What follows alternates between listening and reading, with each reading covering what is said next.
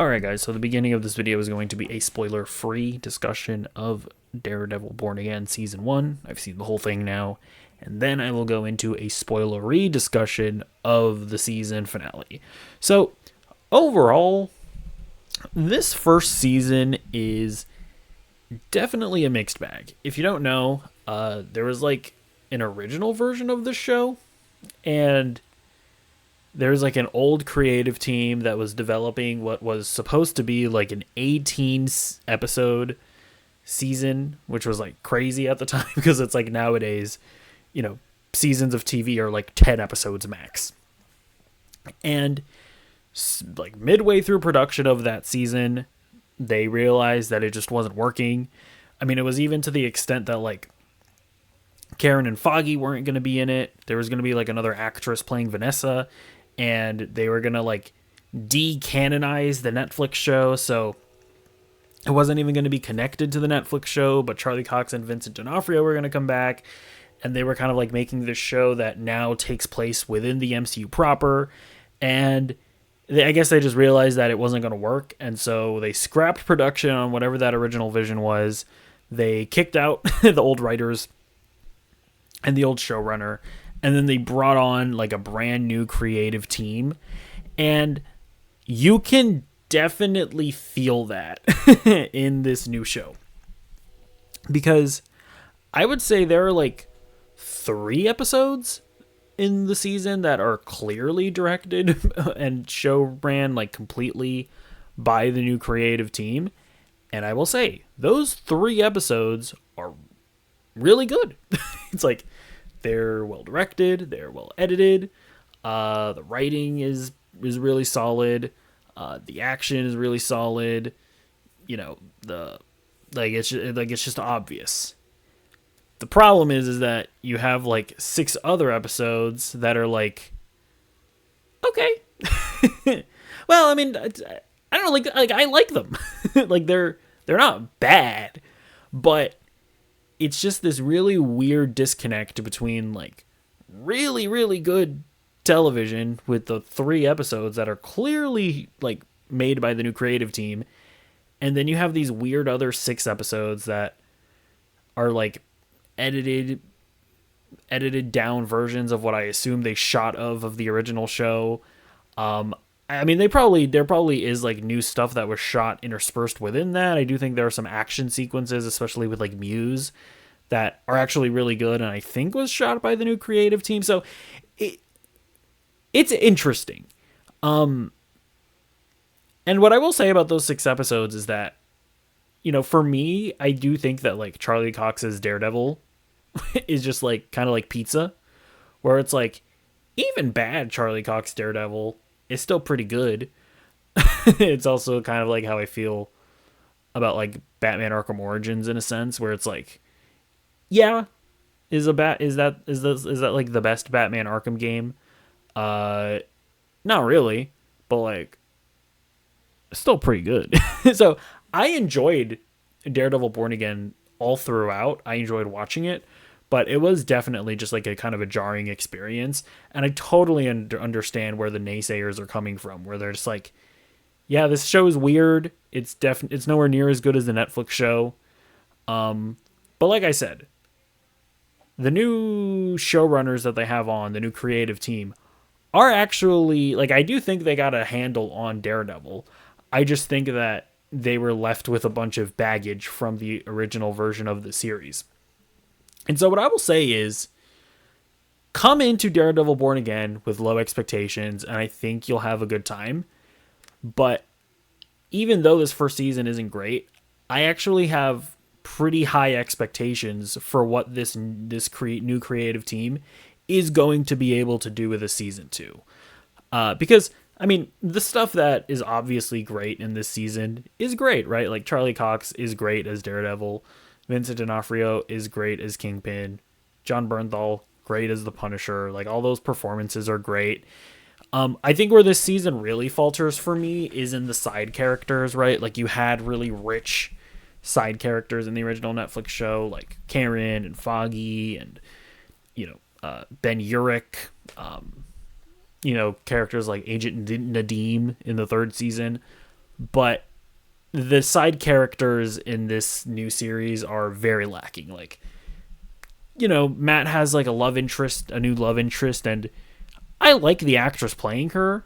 I don't even mind the character in a lot of it, but yeah, they could have done better with her. Matt has this like new like partner at his new law firm. She's just they just don't do anything with her. Really, it's really unfortunate because the actress is really good, but they just did not have anything for her to do. Like, Matt has this detective that he works with, and he's just like, again, they just don't do much with him. So yeah, it's a mixed bag, but overall still enjoyable in my opinion. Although I will say, comic book fans were really hyping up Muse, and I don't know anything about the character. Kind of a letdown. Like, I was expecting him to be like a really great villain, and not really. But yeah, I will say though, like, I'm very much like poo-pooing the episodes from the original series. There's still plenty of good stuff in there. Like, there's a White Tiger storyline that I thought was quite good. There is some like side stories. Like, there's this one episode where like Matt is like helping this like guy who stole this like box of popcorn from a convenience store, and there's like some interesting commentary with that. There's a lot of like explicit political commentary, like Trump allusions and stuff like that, and it's like, what I will say is that I do appreciate that this is a show that like has something to say, at least, whether you agree with what it's saying or not. It's not like Captain America Brave New World, where that was just like this weird spineless thing that was like clearly, like, they clearly stripped a lot out of that movie for the sake of not being political.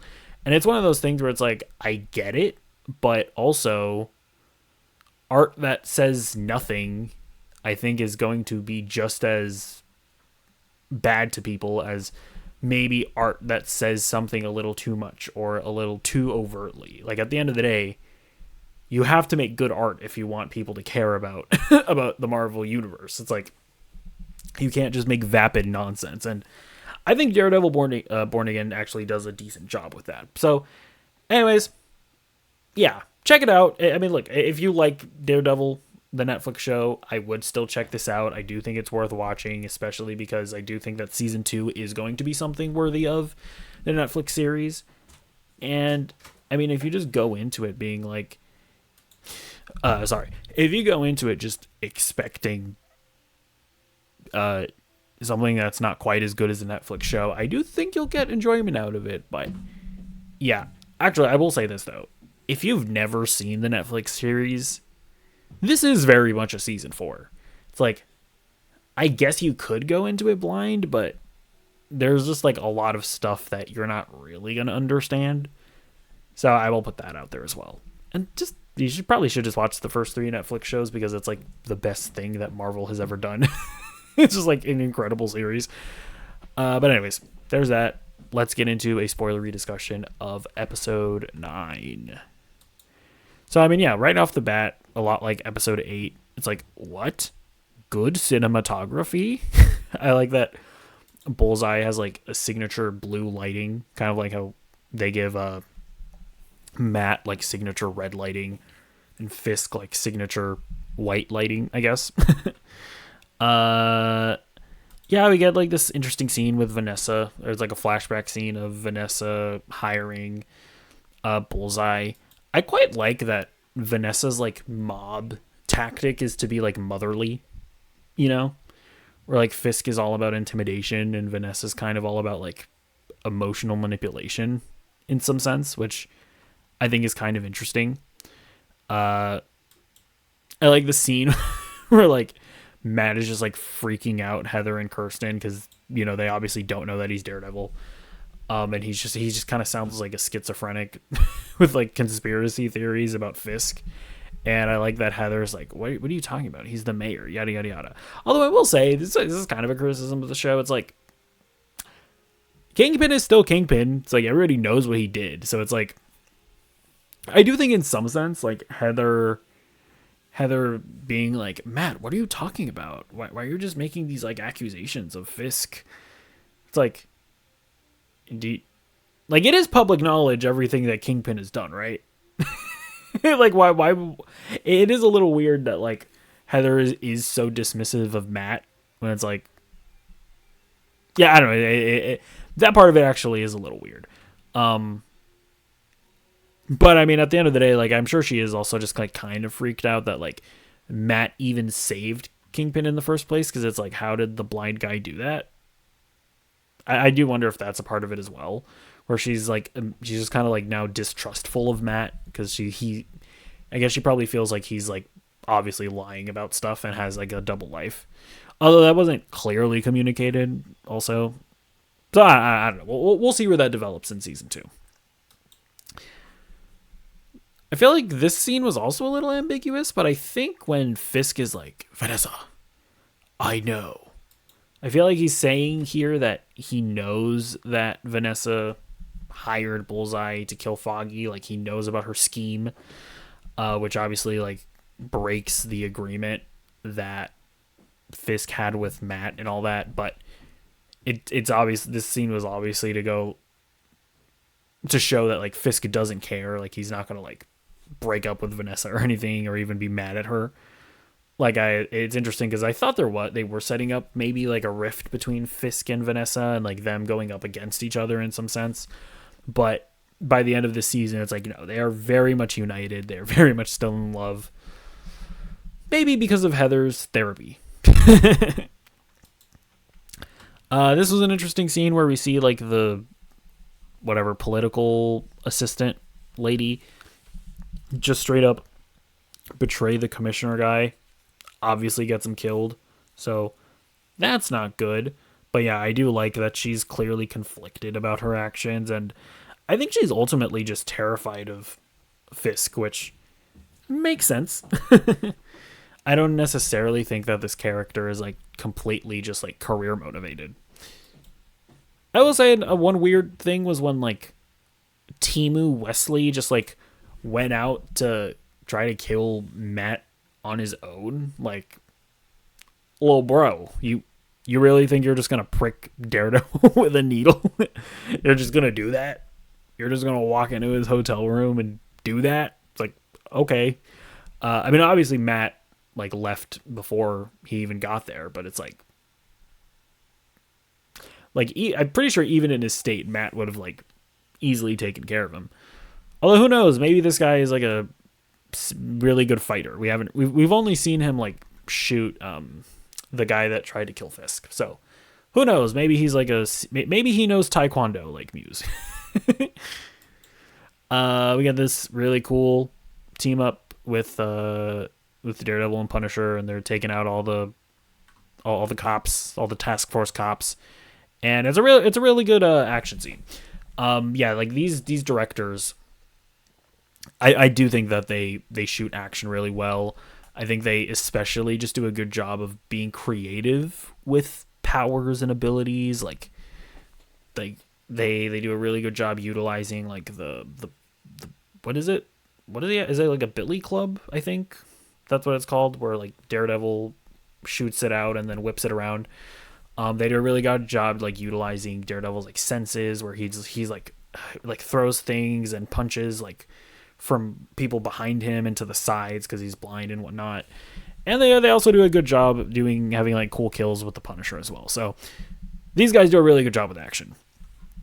We then learn that Karen called the Punisher to help Matt. So she's back. It's just so interesting because it's like, it really does feel like they came back with the intention of like, all right, we got to get Karen back into the show. But then they could only reshoot so much stuff. It seems like Disney didn't just give them a massive budget to like redo the entire show. So they had to like bring back Karen in the first episode, and then she just had to be gone for the rest of the show. But as soon as they were able to reshoot more content, they brought back Karen. So I do think she is just going to be like a main character in season 2, which I appreciate. I've also heard reports, I haven't necessarily seen where they were coming from, but I've also seen reports that the Foggy actor is supposed to be coming back for season 2 as well, Will they pull some shenanigans and continue the tradition of the Marvel fake death universe and somehow bring him back in season 2, or maybe he'll just show back up in flashbacks? I hope it's the latter. Please have consequences. Daredevil, please have stakes, if you would, or if you can. But we'll see where that goes in season 2. I like the conversation between Karen and Frank, where like Karen is like, I know you care, Frank. You're not emotionless. And, Frank shows the emotion and he's like, hey, Karen, I helped you, didn't I? I was there, or something like that. So I do like that Karen is like the one character that Frank has like a soft spot for. That's cute. This was a really cool scene where Baby Soprano was like blackmailing the politicians. This kid's good. Like he's turning out to be like a really good actor, I think. And he clearly has like the aura of his dad, right? Like his charisma and whatnot. So it's pretty cool to see, I will say. I don't know if that's just like his natural way of being, or if like when he was hired for the show, they were like nudging him like, do Tony Soprano, buddy. Let's be real, that's why you're here. I don't know exactly what's going on here, but either way, it is good. Like it doesn't feel cheap or anything like that. It doesn't feel like, it's not like the British Timu Wesley guy. It doesn't feel like Tony Soprano. It's like it's his son, and he's bringing that energy, and not in a cringe way. We see Matt and Karen learned that. I'll be honest, this was a little confusing to me. So I guess Vanessa found like a patch of land where she could do illegal things, but because it was like a land that was not a part of New York or something like that, she was technically like laundering money like legally, something like that. I don't. It seems like an kind of nonsense. I don't know if there's any like real world like thing that they're basing this off of, but basically they found out that Foggy was going to expose them for doing illegal things on this patch of land where technically it's legal, and that's why Vanessa had Foggy killed.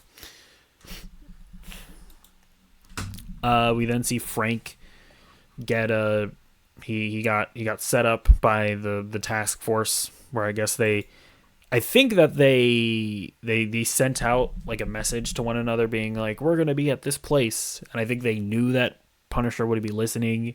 And so they knew that he would go to that place. And so I guess they got the jump on him. I don't know. Maybe it would have been neat to see like Punisher be a bit smarter in the situation and not just get caught up in it. But that's whatever. I don't know. It's pretty pathetic. They were like, we want to be friends, Punisher. Can you be friends with us, please? We love you.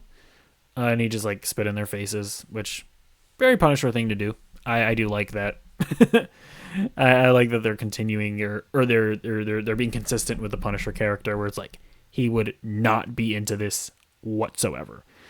Especially because Punisher, like, yeah, like he brutally murders police officers, or not police officers. He brutally murders criminals, but it's like he would not be down with like, them murdering Hector Ayala, or them like deep frying like some reporter's hand. Like he would obviously not be down with that. So yeah, like he would not want to deal with this group whatsoever.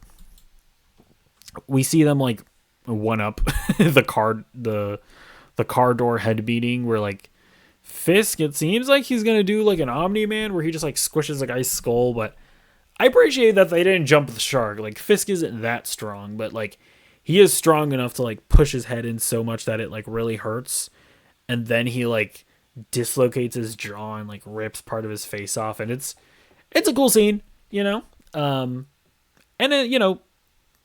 I would argue like it's not just for the sake of gore. It's like it's Fisk like really like asserting his dominance in like Trumpian fashion, like just defying the law, defying the system, defying the just the law and order, being like, I am an authoritarian. And you can argue with, if you want, in the comments about how that's not the case in our country right now. You're wrong. Get owned, bitch. Then we see Heather. Heather, how could you become like the Minister of Health or something like that for the Fisk administration? Again, I don't know. Seems a little. I wish we could have seen a little more of Matt trying to tell Heather, trying to explain his side of the story to Heather, and then them give like a good reason as to why Heather would just immediately like leave Matt and go to Fisk and be a part of his administration. But to some extent I can kind of understand it, because if you're Heather, you're seeing your husband or your boyfriend start acting like way irrationally, start spouting, like, in your mind would be like, conspiracy theories and whatnot. So I can kind of understand it from Heather's perspective, but I feel like they could have done a better job of still at the end of the day making it seem a little more realistic, and that I feel like she would have still heard Matt out, like heard him calmly explain what's going on. But well, we'll see how they continue it in season 2. Again, look, I'm just speaking about what I'm seeing. Okay, this ending speech from Fisk feels very Trumpian, where he's like trying to rationalize his completely insane behavior, being like doing like insane thing, like, again, very much like Trump right now with like the insane tariffs, trying to be like, we're doing this for a reason, guys, and America's gonna come out stronger. It's like all the insane things that Fisk does in this video or in this episode, he's just like coming out being like, I'm doing this for you. You believe me, right? And it's just very interesting how art imitates life. And by the way, like, I don't like this was written and produced way before everything that's going on with Trump right now. So yeah, I don't even think that this is them being woke or them injecting their politics into it. It's like, this is just imitating what's currently going on right now, but it was produced like a year ago. I will say, Matt starts giving his like little speech about how we can beat Kingpin, but we need to build a team. And I thought that this scene was going to reveal like all of the Netflix vigilantes. Like, I thought we were going to see Jessica Jones and Iron Fist and Luke Cage as a part of Matt's like army or whatever. And it was a little disappointing that the reveal of Matt's army is just like miscellaneous cop characters and Karen and, and Cherry, and it's like, okay. I don't know.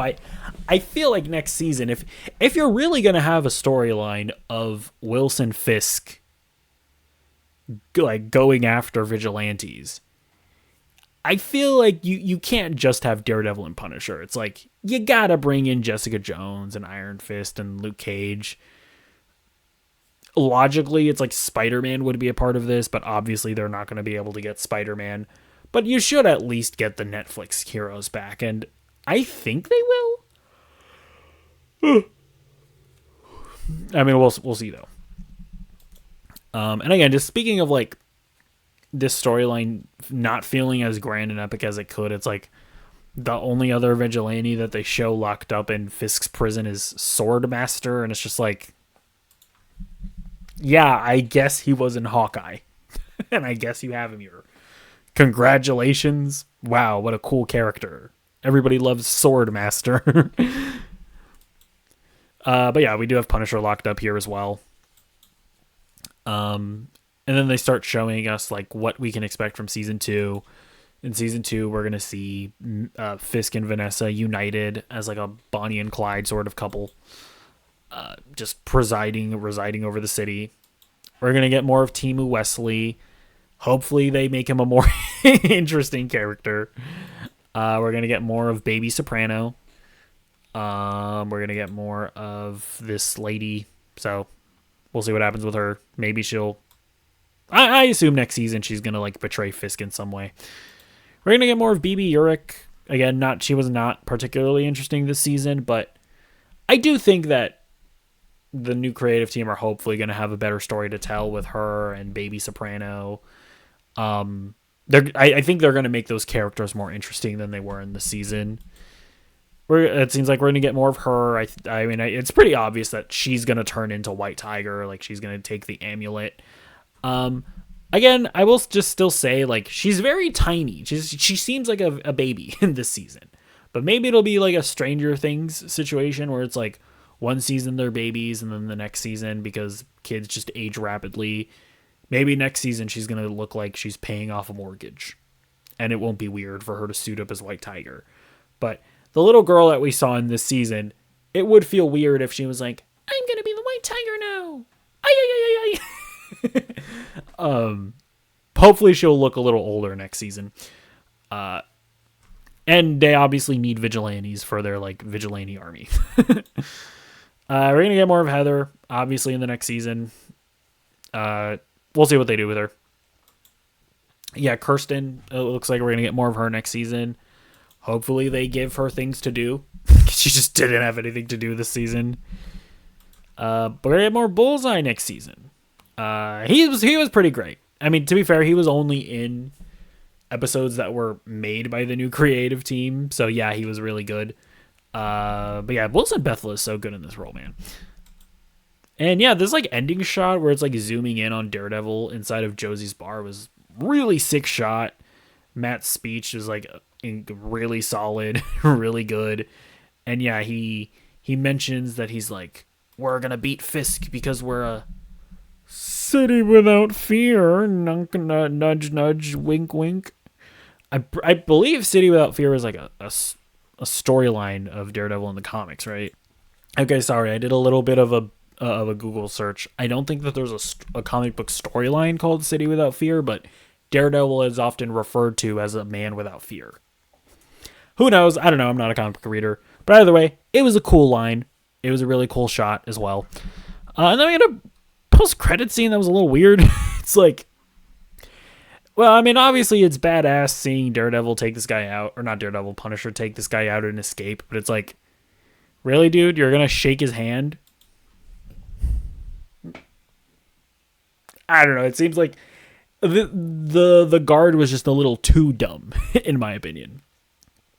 But either way, they reveal that Punisher escapes, and he's going to be out there next season. So yeah, overall, really good season finale. It's just that the show overall was just not as consistent as you would want it to be. I will give them grace though, because they of course had to deal with like a Justice League situation, right, where they had to like rework the original show. So I give them grace. Overall, I think it turned out pretty good. And I actually do have high hopes for the next season. So let me know what you think in the comments down below, and I'll see you in the next video. Goodbye.